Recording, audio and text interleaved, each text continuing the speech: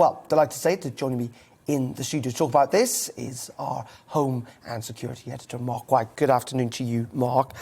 First of all, I mean, the Prime Minister is fundamentally right, isn't he, in that, clearly power is shifting eastwards, and that's where some of Britain's attention needs to shift as well.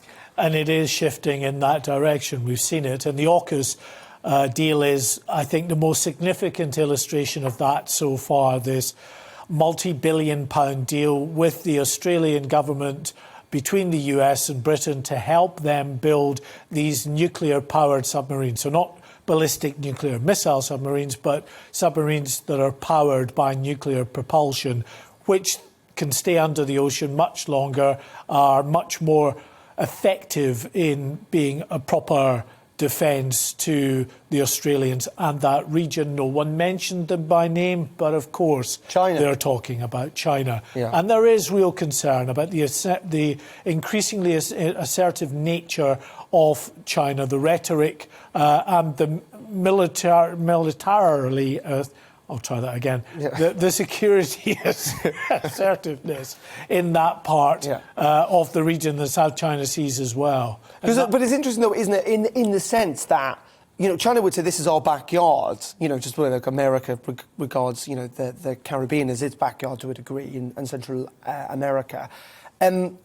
But the sense about kind of AUKUS is that, but Australia is also saying this is also part of our backyard as well. Yeah, well, this is the thing. It is the backyard of so many countries that are allies to the US and Britain who share the concerns about the dominance and assertive nature of what is happening in China at the moment. In particular, of course, Taiwan. The Defence Minister just this day has said that relations between China and Taiwan are at their most tense in over 40 years. There have been numerous incursions into this airspace of interest to the Taiwanese by military jets from China, dozens of incursions in recent weeks, and some real concern. It is the avowed aim of China to reclaim Taiwan at some time. Their politicians have been increasingly bellicose. They're even playing lots of military-themed movies in China at the moment, and analysts have been speculating as to whether the public are being softened up for some kind of more assertive military approach to Taiwan. No one really knows exactly what is in the mind of the Chinese Communist Party at this time.